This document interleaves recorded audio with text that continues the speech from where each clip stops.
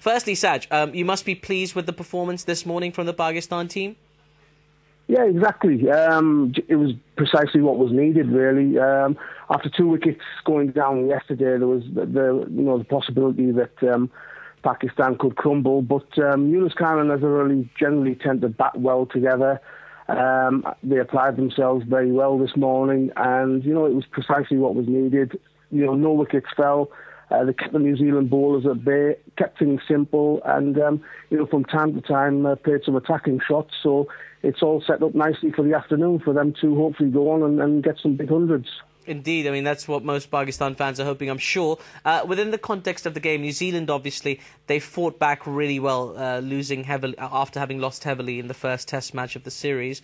They came back with 403, which is the largest total we've seen from an opposition during this winter home series, I guess, for Pakistan. What do you make of the New Zealand performance so far, and how do you rate Pakistan's chances going forward in this match? Yeah, I mean, it was a good toss to win for them. Obviously, they'd made quite a few noises about, wanting to win the toss, bat first and put the runners on the board and put some pressure on Pakistan, which was obviously their tactics.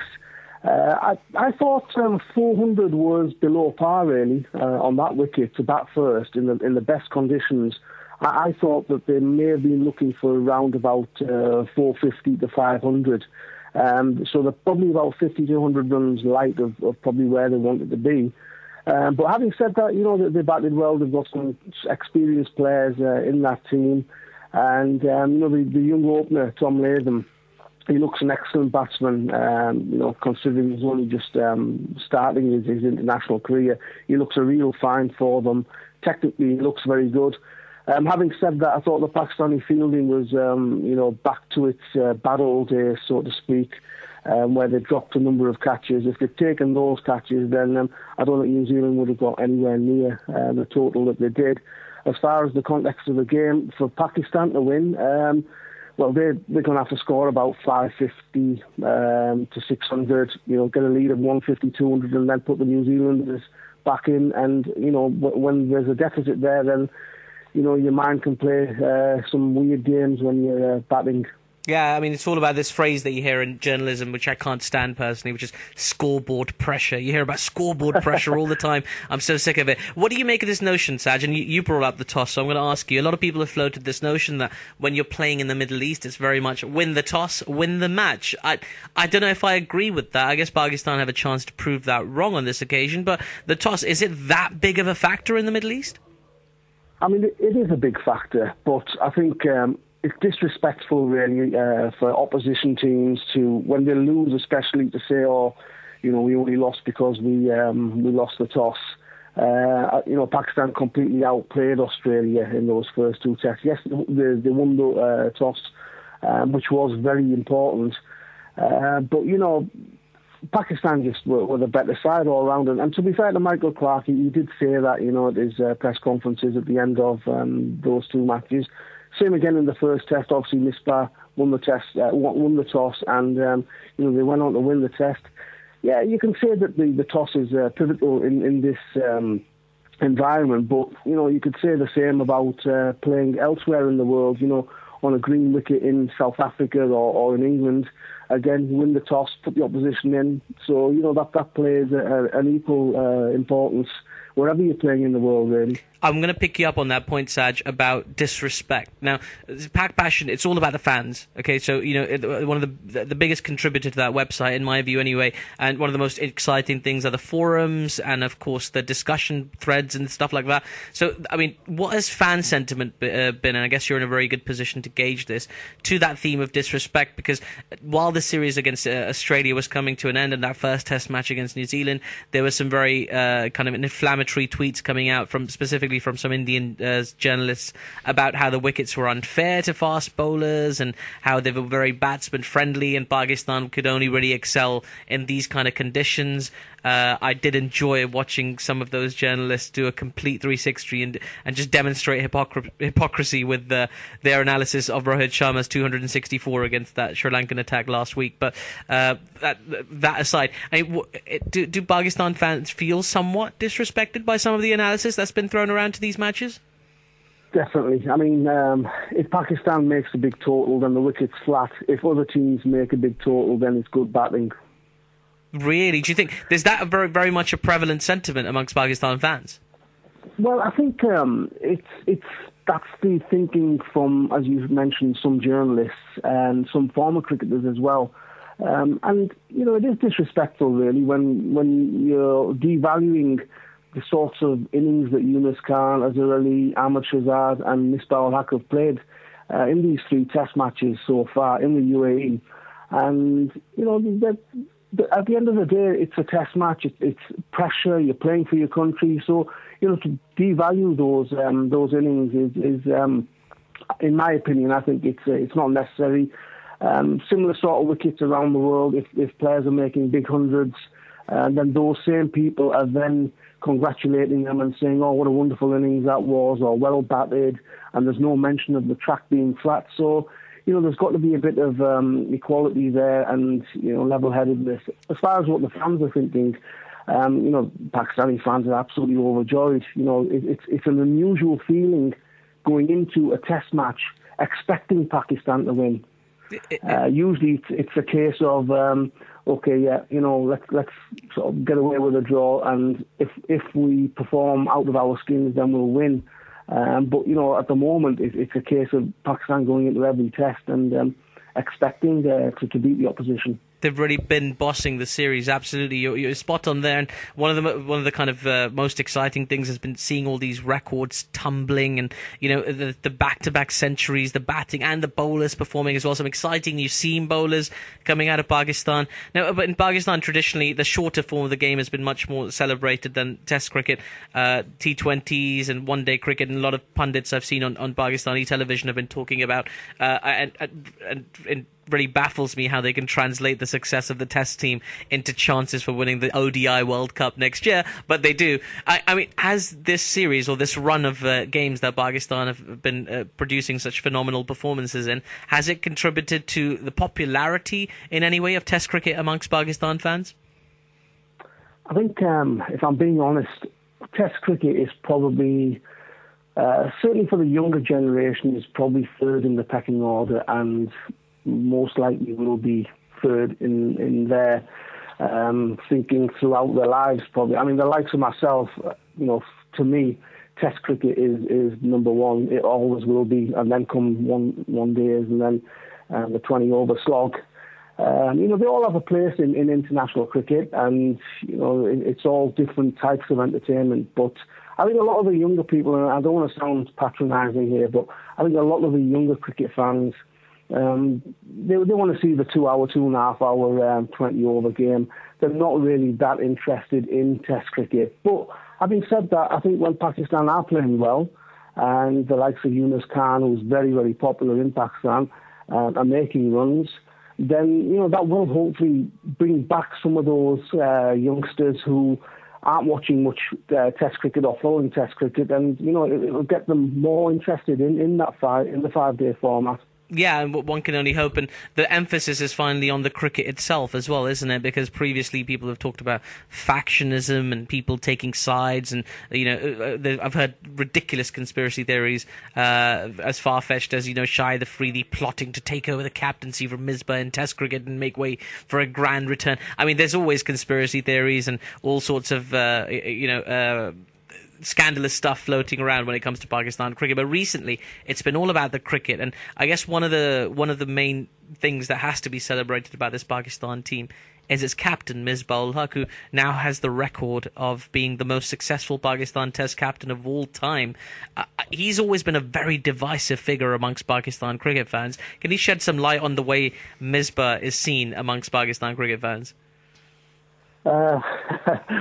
There's no middle ground when it comes to Misbah. I think Pakistani cricket fans either love him or hate him.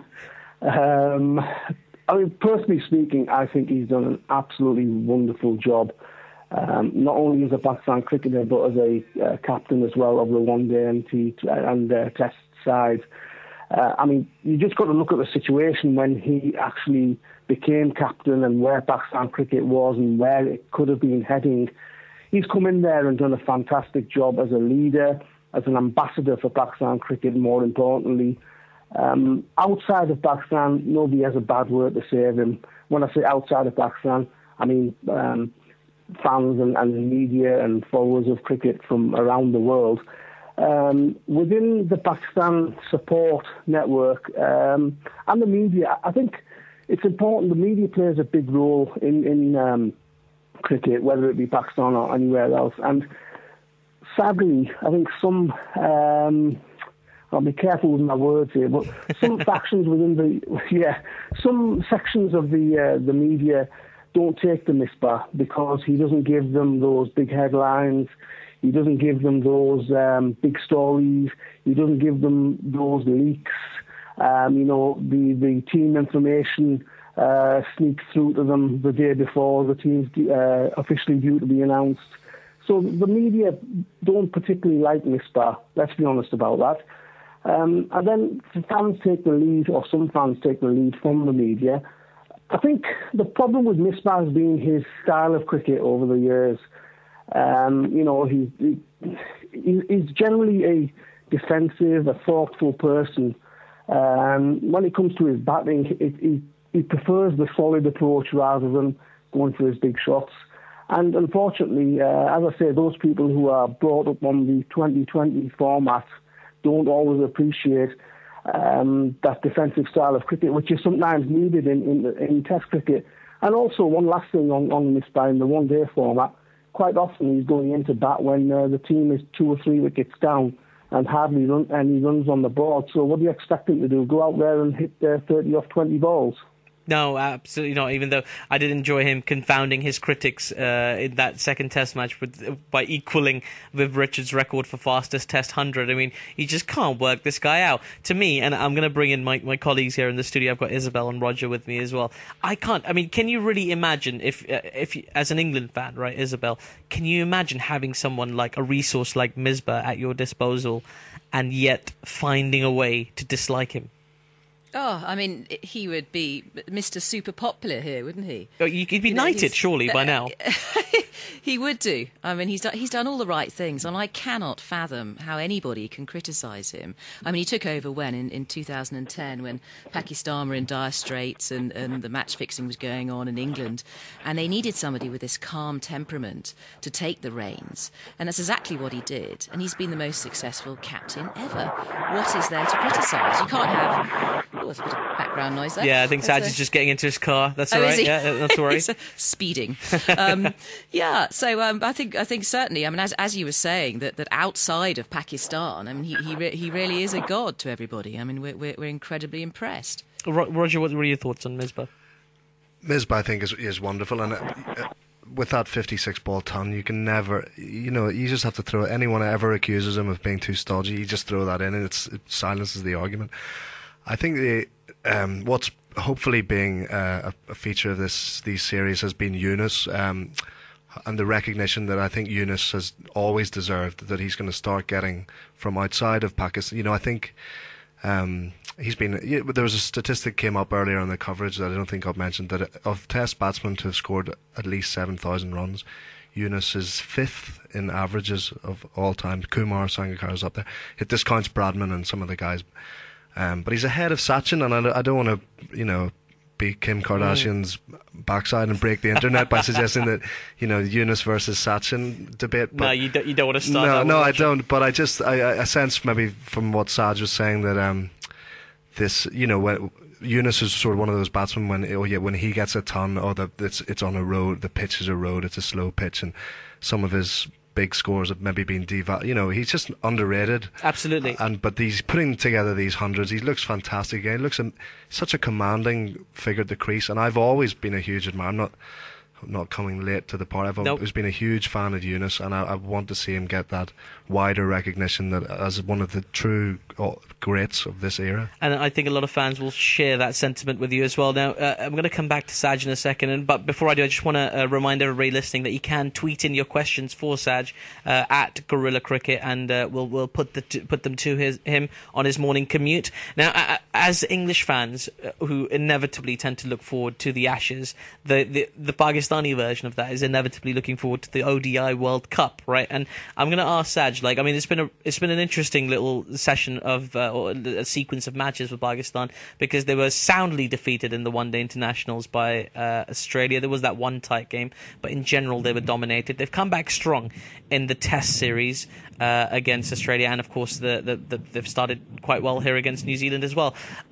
How do you see that momentum translating into a strong World Cup campaign for Pakistan? Do you think Pakistan have a good chance, Saj? Well, I'm going to use a cliche at this that I'm sure we've all heard before, but winning's a habit. And, you've got to remember that quite a few of these Pakistani players that are playing in the Test side will also be part of the one-day side for Pakistan. Now, it's going to be very difficult for Pakistan to win the World Cup in Australia and New Zealand. But, everybody said that in 1992. I think rather than this Test series in UAE against Australia and New Zealand being the positive aspect of what Pakistan can do, I think the inspiration really is the 1992 World Cup and the efforts the team and Imran Khan in particular put in. That is the inspiration that, hang on, there's a Pakistan team that were missing some stars, that nobody gave a chance to win the World Cup, that went to Australia and New Zealand, were virtually knocked out of the tournament in the early stages, but went on to win it. Now, that should be the inspiration. Yes, these tests against Australia and New Zealand will help, but different conditions, different type of cricket. So I wouldn't read too much into this Test series as, the inspiration for Pakistan at the World Cup. No, absolutely. I suppose I'm a little bit guilty of following those Pakistan media outlets as well a little bit, because that's the way they tend to... It's incredible how you can take a team's Test form and then relate that to their ODI chances, as I say. One of the interesting things about Pakistan cricket at the moment is the potential re-emergence of Mohammad Amir into the side next year, and people are starting to get very excited about that. But Ramiz Raja wrote an excellent piece, I thought, yesterday, where he talked about how Pakistan's side has done so well to rebuild itself and get itself to a point where they have a lot of credibility, they're gelling well together, and to bring someone like Amir back into the fold is almost disrespectful to the players who worked so hard and they've toiled and they've done the hard graft to get Pakistan back to some kind of prominence in international cricket. What do you make of the re-emergence of Mohammad Amir, and do you think he should kind of... he's done his time, I guess, so does he deserve his spot back in the side? Yeah, it's a very divisive subject. As far as Pakistan followers are concerned, again, the Pakistani media and also fans around the world and media around the world, I think it's split. Mohammad Amir got a lot of, let's just say, he got a lot of support. There was a lot of sympathy, feeling for him. People were feeling sorry for him because he was the youngest of the trio, and basically people were insinuating that Salman Butt led him down that wrong path. As far as him coming back to the team is concerned, if he's done his 5-year, ban, which he was supposed to do, then me personally, because he's done his punishment, he's served his time, so to speak, then I think he should be allowed to play domestic cricket again. And if he's good enough, if he performs well enough in domestic cricket, then he should be permitted to play for Pakistan again. Ahmed himself is very confident that he'll get back into the Pakistan team. In a recent interview, he said that, as far as he's concerned, and this probably will come across as a little bit arrogant, but as far as he's concerned, Pakistan's fast bowling resources aren't that great at the moment. He didn't say that he would walk back into the team, but he's hinted that he doesn't feel that Pakistan's pace bowling resources are all that brilliant. But that's a harsh reading. That's a harsh reading, especially considering, while he's been away, Pakistan have discovered gems like Mohammad Irfan, Junaid Khan. In this series, Rahat Ali is bowled out of his skin, I thought, especially on the first day against New Zealand and in the previous Test match. Imran Khan looks like quite a promising prospect, Ehsan Adil as well, and they've got a lot of bench strength that they still haven't tested out. There's so many bowlers that have really come to the party and demonstrated demonstrated how good they are, is it almost a bit unfair? I mean, in England, England set an interesting precedent by just dropping or removing someone like Kevin Peterson from the setup because they thought he could be a negative influence on the side. Now, he's a world-class player that I dare say would walk into the Test lineup of any team around the world, but England would rather have a better gelled unit, which Pakistan have at the moment. Do you think they're going to want to risk that? It is a risk, you're right. But I think at the end of the day, as far as Pakistan is concerned, I think that second seamer spot, you've got to remember that Junaid Khan is injured at the moment. We don't know when he's going to be fit. Irfan, it looks unlikely that he'll play Test cricket again. Wahab, his form has been patchy. Ehsan Adil is very inexperienced. Imran Khan, yes, he's shown signs that he can take wickets and bowl some excellent deliveries. But the realistic thing is, ignore the match fixing for a second. I know which we shouldn't do, but ignore the match fixing and the 5-year ban for the moment. You line those bowlers up at this, and Mohammad Amir is a standout bowler. He was exceptional. Now, whether he can reach those dizzy heights again, is questionable, having not played any cricket for 5 years or nearly 5 years. That remains to be seen. But for pure cricketing ability, talent, and not only his bowling, but he was a very useful batsman as well, low down in that number 7, number 8 spot. So, in my opinion, I think he's a standout cricketer, really. Well, we'll leave that point there, and I think there's no disputing the class of Mohammad Amir. I remember Wasim Akram's compliment to Mohammad Amir while he was still playing was that he, at this stage in his career, is already far better than I was, and you don't get much bigger compliments than that. But moving on from seamers to spinners for a minute, I noticed just before we began our interview, he sent out a little tweet about Mohammad Hafiz, who, of course, is sitting out this match with an injury, but was also reported for a suspect bowling action at the end of the previous test. There's been some development on the Hafiz situation. Is there any update you can give us? Yes, the Pakistan Cricket Board have just sent out a media release just before I came on air with yourselves. Basically what they're saying is that Hafiz will be coming to the UK, to Loughborough University for tests on his bowling action. That will be on the 24th of November. And then he will be heading back to the UAE to hopefully join up with the Pakistan squad ahead of the third test match against New Zealand in Sharjah. Now, obviously his participation in the third test will, of course, depend upon his fitness, because he's got this hamstring injury, and that's why he's not playing this test match that's ongoing.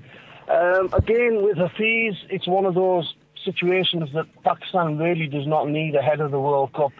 They're already missing Saeed Ajmal at the moment, and then they've got Hafiz also reported.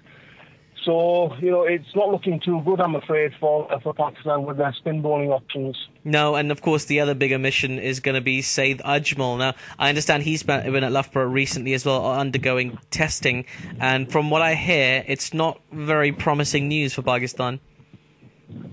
No, there's improvements in his action, that's all we've been told.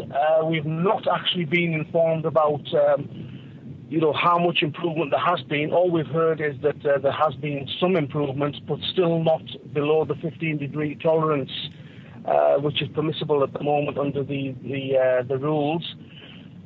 Saeed is in the UK at the moment. He's working once more with Sakar Mushtaq on his bowling action. I spoke briefly with Saeed Ajmal a few days ago, and it was interesting what he said. He said that he's reading a lot about how his action has changed. Well, from what Saeed said to me was that his action hasn't changed. What he's done is he's been working on some technical changes, not necessarily to do with his bowling action. He said that most people, if they were to see him bowling again now, wouldn't even notice any changes in his action. What he has been, with a view to getting that 15-degree, or getting below that 15-degree tolerance, is minor technical adjustments to his bowling. So that remains to be seen. In my opinion, it's going to be very difficult for Saeed now to make the World Cup. He also said that it was up to the Pakistan Cricket Board as to when they actually send him for the official tests again. But based on what's been issued in the last few days, there's no point sending him for further tests by the ICC if he's still over the 15 degrees. Yeah, no, and I guess we can only hope. But cricket as a game, I think, is weaker without someone like Saeed Ajmal in it. He's very much a box office player and someone everybody around the world looks forward to seeing. So, mind you, in his absence, the Pakistani spinners that have played in this Test series, they've really come to the party. I mean, Abdur Rahman is not there either, and Abdur Rahman was the other figure that people kind of forget about, who contributed to the whitewash against England a couple of years ago. But in his absence, Zulfikar Babar. And of course Shah has come through as well. Even Azhar Ali's learned how to turn the ball. I mean, where did that come from? Nobody saw that coming. So, I mean, the Pakistan spin department, it seems like, and I guess from an outsider's perspective to Pakistan cricket, it just seems like Pakistan have a stockpile of world-class spinners just waiting to get into the side. Well, the Zulfikar Babar story is a brilliant one, because I remember interviewing Zulfikar about a year or two ago, and he said that he used to go to play first-class matches for his region and for his first-class team. And he'd be in the starting lineup, and then suddenly when play was due to start, he'd be told, "Oh, Zulfi, you're not playing today. Take a rest." And he said that was really demoralising, and it was very difficult for him to take. Now, basically what Zulfikar said was that within his region there was some in the hierarchy who were against his selection. Now, obviously, I can't confirm that, but he said he was very disheartened by cricket, and it was only later on in his career, sort of the last few years, where he was actually played regularly by his first-class team in his department, and that's when he started performing in domestic cricket, at a very late age. Now, who knows how good this guy would have been if he was brought into international cricket and given a chance in domestic cricket early on in his career. He's a fantastic bowler, really is. I mean, a lot of the players that we interviewed say that he's the best left-arm spinner in Pakistan cricket, undoubtedly. Wow. Yasir Shah is another great story, really. He was struggling to take wickets in domestic cricket. He came over to the UK to play some league cricket and, didn't do that brilliantly here either. And suddenly he's thrown in there. He's not sort of been a huge wicket taker in Pakistan domestic cricket, but, he's been given a chance, and the guy is just a bundle of energy. He's got fantastic deliveries, and, he's got a big fan in Shane Warne, which, is just great. Yeah, I mean, it must be great for his confidence, and the Pakistani spinners in general, I mean, they've done wonderfully. I think one of the features of one of the reasons for the success of that is the change in selection policies. I mean, they're really making their spinners and their seamers graft a lot in first-class cricket and really take the time to learn their skills, to own their skills before they get into the national side. And I think both Yasir and Zulfikar have taken 250-plus first-class wickets, which is unusual. I mean, Pakistan tend to throw their spinners into the deep end. I mean, before I get your comment on that, I'm just going to get my colleague Roger to chime in. We've had a couple of tweets, and we'll get your thoughts on them as well. Let's hear them, Roger. What are people saying? Yeah, well, thanks for there's no questions as such, but thanks to the people who are listening. Ali Chowdhury just says Saj from Pak Passion on Guerilla Cricket, awesome. So thank you. Ali's a big fan of you, Saj. Kishan Jilka, going back to what we were talking about Misbah, if Misbah was English, Kishan Jilka says, remember when England sacked their best player, if England has him, he'd be hated and then have his contract terminated. Something that Atif touched on as well. I think we all know who we're talking about there. Yeah. And then M. Basil M. I think this is still on the Misbah thing. He said, brilliant analysis, Saj. We should not forget he came into the side out of the blue, handled captaincy and stable. And that's, again, what Izzy was saying, that the emergence of Misbah is a really good news story. And William Montgomery tweets in, he's listening this morning, he's listening with Izzy on board. What a great show, very irreverent in an entertaining way. Thanks, William. Thanks for all you listeners. Keep and tweet in. Still time for a couple of questions if you want, but yes. Let's hear from you all out there. Thanks. Yes, indeed. So people are enjoying this, Saj. And just before we finish off, because we've got a few minutes before the players come back out for the second session today, tell me, where do you see this test going, this series going forward as well? I mean, you've kind of mapped out a little roadmap of Pakistan to potentially find some success in this test match. Were they to score 520 or 540 plus and get themselves into a position where they could try and put some pressure on New Zealand on that final day, is something like a whitewash or a decisive 2-0 or a 3-0 victory expected of this Pakistan side at this point?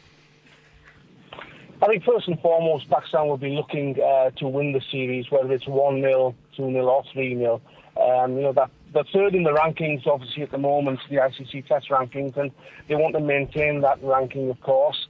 So even a 1-0 victory, in my opinion, would be excellent, because then that way you can say that they've gone through the 5 tests against Australia and New Zealand without any defeats, and they've won both series.